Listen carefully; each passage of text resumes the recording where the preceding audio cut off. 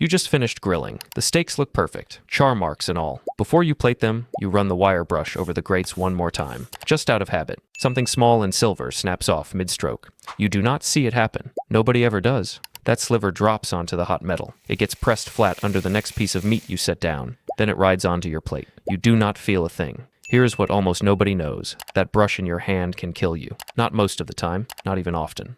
But it has happened, and the way it happens might be the last thing you'd expect from a kitchen tool. So what actually happens if you eat what that wire leaves behind? This is the story of a piece of metal thinner than your own eyelash, a body that cannot tell it apart from a chicken bone, and one documented case that ended in a place nobody expected. Stick around, because by the end you'll know exactly why doctors keep missing it, and why one popular brush just got pulled from shelves nationwide. Before we go any further, let's clear something up, because the title of this video is a little misleading, and it's misleading on purpose. Search every piece of medical literature ever published on this. You will find exactly one confirmed death in more than 60 years of people using these brushes. One confirmed death. So is the whole premise fake? Not exactly. The reason there is only one confirmed death is not that this is harmless. It is that almost nobody realizes what actually happened to them, including, in that one case, the patient themselves. Nobody connected the dots while they were still alive to explain it. That single case was not diagnosed by a doctor treating a patient. It was found completely by accident, and we are getting to exactly how. A wire grill brush is not one solid piece of metal. It is dozens of individual filaments, each thinner than a strand of your own hair. They're twisted together at the base and left loose at the tip, so they can flex into every corner of the grate. That flexing is the entire problem. Bend a paper clip back and forth enough times, and it snaps at the weak point. A grill brush does the exact same thing every time you scrub. Thousands of tiny bends in a single cleaning session. Heat softens the metal further with every pass across the grate. Eventually, one filament fatigues past its limit and lets go. It does not clatter onto the ground where you would notice it. It sticks to the grate, or worse, to the food sitting right beside it. You cannot see it happen. Silver on silver, the exact color of the grill itself. Under smoke, under low light, under a cook focused on the meat, not the brush. Every wire brush I own is going in the bin tonight. So where does it actually go once it's sitting on your plate?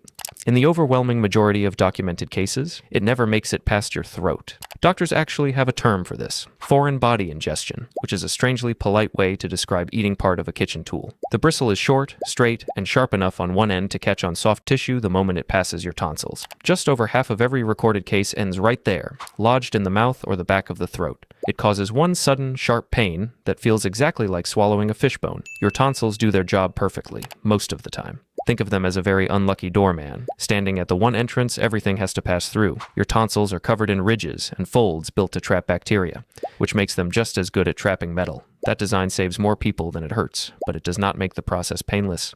Patients describe pain on one specific swallow, then a dull ache that refuses to go away. Eventually, a doctor peers down their throat with a light, searching for a piece of metal roughly the width of a sewing needle, hidden in tissue that looks identical everywhere around it. Here is where it gets genuinely unfair.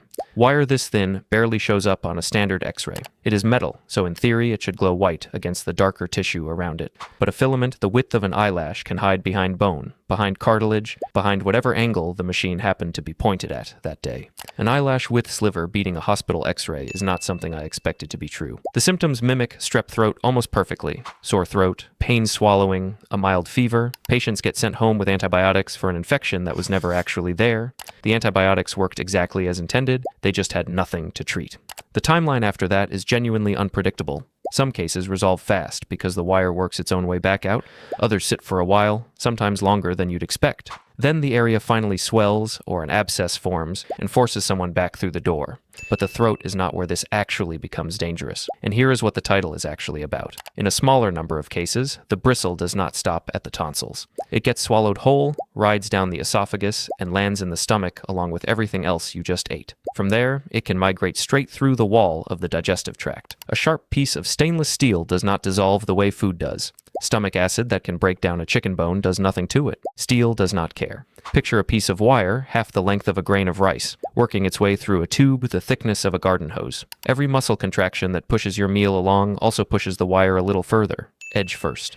Case reports describe this migration taking anywhere from a few days to several weeks, silently before symptoms even start. Documented case reports describe exactly this happening. A cluster of patients had bristles work past the stomach entirely.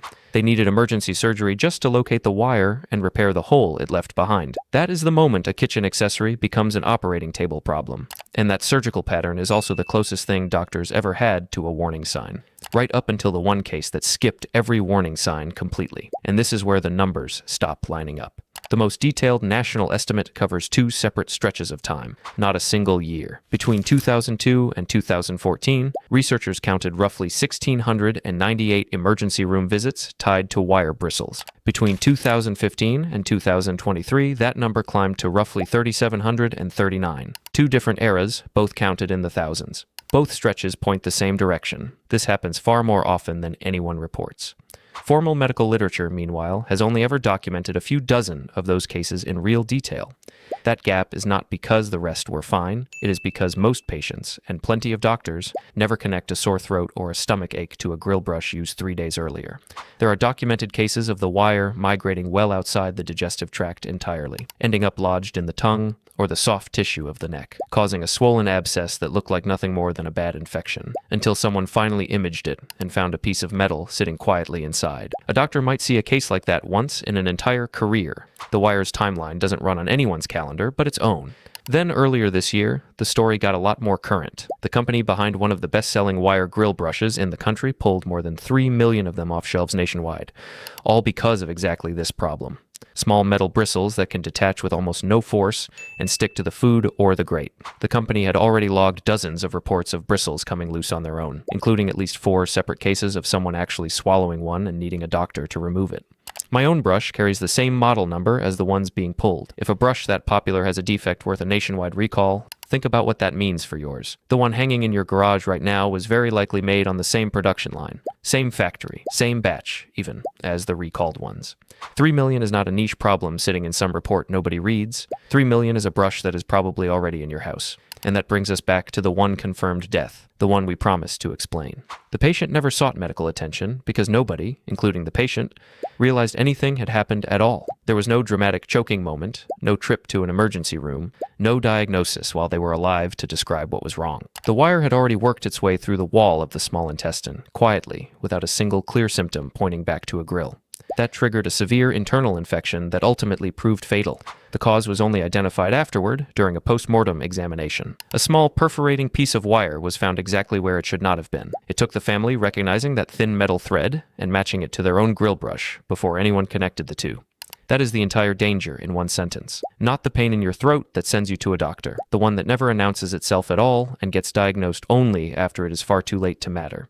So this is the whole chain, back to front. A wire bristle fatigues from ordinary scrubbing and snaps clean off. It hides on the grate, or inside your food, because it shares the exact same color as both. It usually gets caught in your throat on the way down. And if it does not, it can migrate through the wall of your digestive tract and cause a genuine medical emergency. Most cases never get formally documented anywhere, and in exactly one recorded instance, none of the warning signs showed up at all until it was too late to matter. Next time you reach for that wire brush to scrub down the grates, you know exactly what that thin line of silver dust left behind actually is, and you know exactly why the tool built to clean your dinner is the one thing on that patio that has actually killed someone. Thanks for watching. Every study and source used in this video is linked in the description.